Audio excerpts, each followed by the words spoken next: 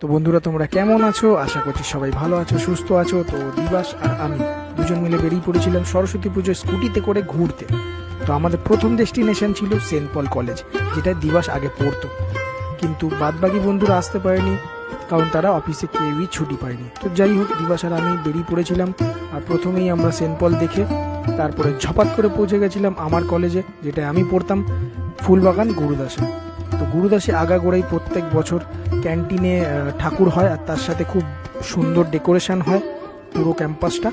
আর সেরকমই হয়েছে এই বছরও, কোনো বিলম্ব হয়নি। সুন্দর করে আলপনা দিয়ে সাজানো হয়েছে, নতুন নতুন সব ধরনের লাইটস, আর সুন্দরভাবে সাজিয়ে ক্যাম্পাসটাকে খুব সুন্দর করা হয়েছে। আর তার সাথেই আমরা এই ঠাকুরের সামনে এসে ঠাকুর দর্শন করে নমস্কার করে কমন রুমে চলে এসেছিলাম। কমন রুমে এসে আমি আর দিবাস খেলছিলাম ক্রাম। তো ক্রাম খেলতে খেলতে আমরা প্ল্যান করছিলাম এরপরে কি করব। তো তারপরে প্ল্যান করতে করতে হলো কি, যে আমরা ডেকাস লেন যাব। গাইজ, যেমন কথা তেমন কাজ, আমরা বেরিয়ে পড়েছিলাম ডেকাস লেনের উদ্দেশ্যে। তো ঝপাঝপ দিবাস বাইক চালাচ্ছিল, কারণ বিকেল নেমে এসেছিল। আর এরপরে আমাদের স্কুলে যাওয়ারও প্ল্যান ছিল আমার।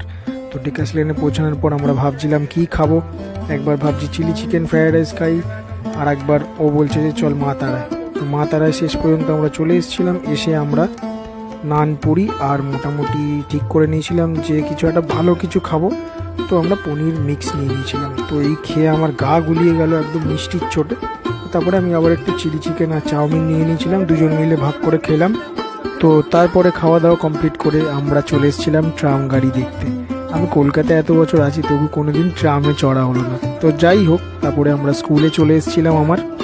তো স্কুলেও খুব সুন্দর ডেকোরেশন হয়েছে। দেখো গাইস, তোমাদের কেমন লাগছে বলো। এগুলো সব আমাদের আজকালকার বাচ্চারা করেছে। যাই হোক, অনেক লেট যেহেতু হয়ে গেছিলো, তো সেই কারণে অনেক বন্ধুদের সাথে দেখা হয়নি। তাও একদম শেষ পর্যায়ে যখন বেরাবো, আমি আর দিবাস ঠিক করছি যে ভাই এবার বেরিয়ে যাব চল, তখন আমার দুই বন্ধুর সাথে আমার দেখা হলো। তারপরে একটু অনুষ্ঠানটাও এনজয় করলাম আমরা চারজন মিলে। তো আমার এক বন্ধু সৌম্যজিৎ, এই দেখো হলুদ পাঞ্জাবি পরে, আর এক বন্ধু হলো অঙ্কিত। আমরা সব একসাথে ফুটবল খেলতাম। তো বন্ধুরা, আশা করছি তোমাদের ভিডিওটা ভালো লাগলো। আমরা সবাই লাস্টে খুব এনজয় করছিলাম। যাই হোক, তো ভালো লাগলে অবশ্যই লাইক করে দিও, কমেন্ট করে জানিও গাইস।